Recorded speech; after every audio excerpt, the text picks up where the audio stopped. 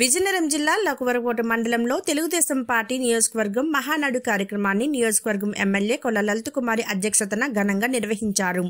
ప్రజలే దేవుళ్లుగా పనిచేస్తున్న ఏకైక రాజకీయ పార్టీ తెలుగుదేశం పార్టీ అని, టీడీపీ అంటే అభివృద్ధి సంక్షేమానికే పర్యాయపదమని, పార్టీ నేతలు కార్యకర్తలు అదే స్ఫూర్తిని ముందుకు తీసుకువెళ్లాలని మినీ మహానాడులో ఎస్కోట శాసనసభ్యురాలు కొల్ల లలిత కుమారి తెలిపారు. నియోజకవర్గంలో 11 నెలల్లో 125 కోట్ల రూపాయలతో అభివృద్ధి కార్యక్రమాలు చేయడం జరిగిందని, రాబోయే కాలంలో ప్రతి ఒక్క తెలుగుదేశం పార్టీ కార్యకర్తను కాపాడుకునే బాధ్యత మేము తీసుకుంటామని తెలిపారు. నియోజకవర్గం నాయకులు గొంప కృష్ణ, ఇందుకూరి సుధారాణి వారి సహకారంతో కలిసికట్టుగా పనిచేసి నియోజకవర్గాన్ని అభివృద్ధి చేస్తామని తెలిపారు. ఈ కార్యక్రమంలో రాష్ట్ర అధికార ప్రతినిధి గొంప కృష్ణ, రాష్ట్ర కార్యనిర్వాహక కార్యదర్శి కోళ్ల బాలాజీ అప్పలరాం ప్రసాద్, రాష్ట్ర కార్యదర్శులు ఇందుకూరి సుధారాణి, రాయవపు చంద్రశేఖర్ మరియు 5 మండలాలకు చెందిన తెలుగుదేశం పార్టీ సర్పంచులు, ఎంపీటీసీలు, మాజీ సర్పంచులు, మాజీ ఎంపీటీసీలు, మాజీ ఎంపీపీలు, జడ్పీటీసీలు, నియోజకవర్గం మండల గ్రామస్థాయి కమిటీ సభ్యులు, ముఖ్య నాయకులు, కార్యకర్తలు, అభిమానులు తదితరులు పెద్ద ఎత్తున పాల్గొన్నారు.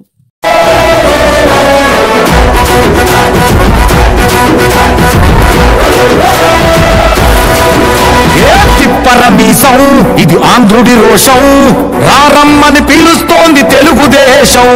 నీలాకాశం నీకది శేషం, నిప్పులపై నడిపించర నీ ఆవేశం. పిడికిలిలో పట్టరా పిడుగుల శబ్దం, దారులకే నేర్పరా దాచిన యుద్ధం. పట్టర నువ్వు పట్టు మహానాడు బాట పట్టు, కట్టర నువ్వు కట్టు పసుపు జెండా జట్టు. మహానాడు మహానాడు గర్జించను చూడర ప్రతి తెలుగోడు. మహానాడు ఇది మహానాడు, గర్వంగా పిలిచిందిర వెలనాడు. తిప్పరమీసౌ తిప్ప తిప్ప తిప్ప తిప్పరమీసౌ, ఇది ఆంధ్రుడి రోషం, రారమ్మని పిలుస్తోంది తెలుగుదేశం. కూర్చోబెట్టి సెపరేట్ చేసుకోకపోతే రేపు స్థానిక సంస్థలకి ఇబ్బంది కలిగే పరిస్థితి వస్తుంది. ఏమీ లేదమ్మా, నేను చూశాను. మా మండలం వరకు 10 గ్రామాల వరకు ఉన్నాయి. వైఎస్ఆర్ పవర్ లో ఉన్నప్పుడు ఎక్స్ప్రెస్ ఒక ఊరి పేరు చెప్తాను, అంత చెప్పకూడదు. ఉత్తరాంధ్ర గ్రామం ఎన్ని ఆటంకాలు వచ్చినాయి, ఎన్ని గొడవలు వచ్చినాయి, రాత్రి పగలగా కష్టపడ్డారు. ఆ గవర్నమెంట్ లో మన క్యాడర్ని ఇబ్బంది పెడితే ఆ క్యాడర్ అందరూ ఐకమత్యం ఉండి ఒక రాత్రి ఒక ఇల్లు ఆపేశారు. వాళ్ళందరూ ఆపేశారు, పోలీస్ స్టేషన్ కంప్లైంట్ పెట్టారు. అందరూ కలిసి అంటే అప్పుడు అంత ఫోర్స్ గా కష్టపడి వాళ్ళు అంత సాధించిన వాళ్ళు ఈ రోజు పరిస్థితి ఎందుకు?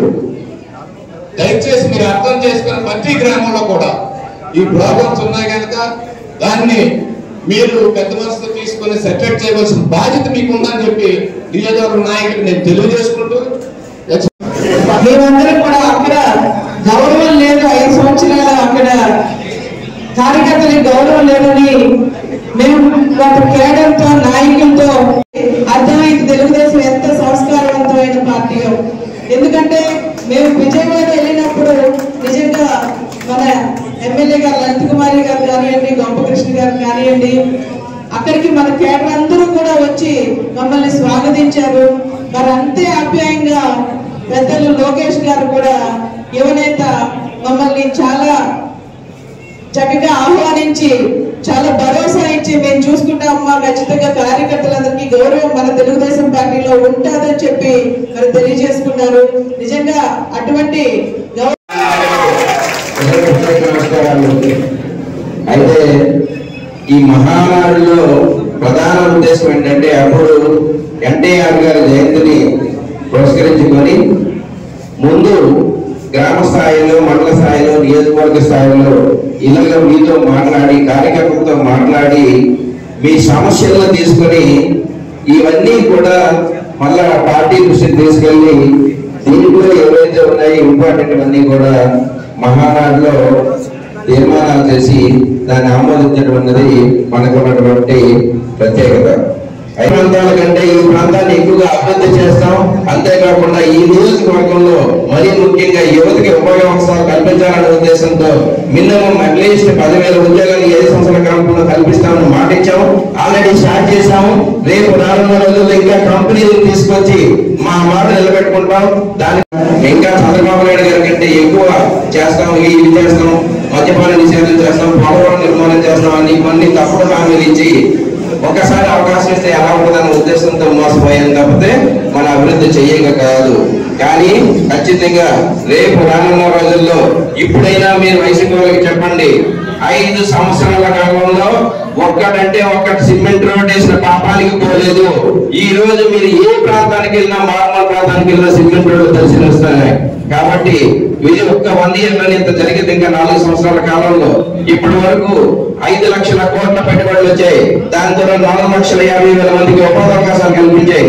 ఇంకా రానున్న రోజుల్లో పక్కనే ఉన్న విశాఖపట్నంలో TCS, విప్రో, ఇన్ఫోసిస్ లాంటి సంస్థలు స్థలాలు కేటాయించడం జరిగింది.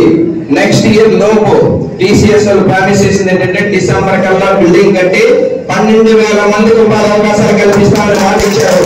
అదొకటే కాకుండా ఇంకా చాలా కార్యక్రమాలు జరుగుతున్నాయి. ఖచ్చితంగా రేపు రానున్న రోజుల్లో సోదరులు రవికుమార్ గారితో పాటు కలిసి ఈ నియోజకవర్గ అభివృద్ధితో మీ అందరితో పాటు పాల్పంచుకొని పార్టీని మరింత బలోపేతం చేయడానికి మనందరం కృషి చేద్దామని, మీరందరూ దాంట్లో పాల్పంచుకుంటారని ఈ అవకాశం కల్పించినటువంటి ముందు ఉన్న కుటుంబ సభ్యులందరికీ మరొకసారి శిరస్సు వచ్చి నా నమస్కారాలు తెలియజేస్తా ఉన్నాను. సేవ చేయాలని ఒక కమిట్మెంట్ తో ఎస్కోటలో నాకు తోడుగా 2 ఏళ్ల ముందు నుంచి అనేక సేవా కార్యక్రమాలు తన సొంత నిధుల నుంచి ప్రజలకి నాకు తోడుగా, చంద్రబాబు గారికి తోడుగా పార్టీకి సేవ చేసిన మా సోదరులైన గొంపు కృష్ణ గారు మన అందరి తరఫున మరొకసారి ప్రత్యేక అభినందనలు, నమస్కారం. అలాగే ఎన్నికలకు ముందు వైఎస్ఆర్ పార్టీలో ఉండి ఆ పార్టీలో గౌరవం లేదు అని చెప్పి మనసు చెల్లించి తెలుగుదేశంలో ఉంటే మాకు గౌరవం అని చెప్పి పార్టీ కోసం ఆమె కూడా పెద్ద మనసుతో పార్టీలో జాయిన్ అయ్యి నాకు తోడు, మనందరికీ తోడు ఉన్న సుగంధకు మరొకసారి మనందరి తరఫున ప్రత్యేక అభినందనలు, నమస్కారం. 5 మండల పార్టీ అధ్యక్షులు, మండల టీము, ముందు ఉన్న కుటుంబ సభ్యులు, మహిళా కమిటీలు, మహిళలు, నా కుటుంబ సభ్యులు అందరూ కూడా ఎంతో ఓర్పుతో, సహనంతో గత ప్రభుత్వం ఎన్ని ఇబ్బందులు పెట్టినా మేమున్నాం ఎస్కోట్ లో తెలుగుదేశానికి అని చెప్పి నడిపించిన మీ అందరికీ మరొకసారి నా నమస్కారాలు. ఇవాళ మనమంతా ఎన్నో కష్ట నష్టాల్లో రాష్ట్రంలో మన నియోజకవర్గంలో పార్టీని గెలిపించుకున్నాం. వేదికపై ఉన్న కుటుంబ సభ్యులందరూ అన్ని విషయాలు కూడా మాట్లాడి ఇంకా నియోజకవర్గంలో మా సోదరుల సహకారంతో, సుగమ సహకారంతో నేను కూడా పార్టీ బలోపేతానికి అరమర్గం లేకుండా మిమ్మల్ని ముందుకు నడిపించడానికి వారి సహకారం నాకు ఎంతో అవసరం అని చెప్పి మీరు ఇచ్చిన సూచనలతో తప్పకుండా ఏవైతే త్వరలో స్థానిక సంస్థల ఎన్నికలు రాబోతా ఉన్నాయి, ఆ ఎన్నికల్లో మేమంతా ఒక టీం వర్క్ చేస్తాం, మీకు మాటిస్తున్నాం. మా అందరికీ మన పార్లమెంట్ సభ్యులు, సోదరులు, యువకులు, విద్యావంతులు, గుణవంతులైన భరత్ బాబు గారు తోడున్నారు. భరత్ బాబు గారి సహకారంతో తప్పకుండా మళ్ళీ 5 మండలాల్లో ఎంపీపీలు, జడ్పీటీసీలు, సర్పంచులు, ఎంపీటీసీలు మనం కలుసుకున్నాం. ఏదైతే భరత్ బాబు గారి దగ్గర మాట ఇచ్చానో ఆ మాట కట్టుబడి నేను ఉంటాను, అధిష్టానం ఇచ్చిన మాట కట్టుబడి ఉంటాను. ఆ దిశగా మా సోదరుడు నన్ను ఇప్పటికే ముందుకు నడిపిస్తున్నారు. తప్పకుండా ఏవైతే ఎంతో కొంతమంది కొన్ని సూచనలు చేశారు, అటువంటివి చిన్న చిన్న విభేదాలు గ్రామాల్లో లేకుండా మేమందరం ఇంకా గ్రామం తిరిగి పార్టీలు ఒక పక్క బలోపేతం చేసుకుంటూ, ప్రజా సమస్యలు తెలుసుకుంటూ, అందరినీ కలిసికట్టుగా ఉండే దిశగా మేము ప్రణాళికలతో వస్తామని చెప్పి కూడా ఈ సభ ద్వారా నేను మీ అందరికీ పాటిస్తున్నాను.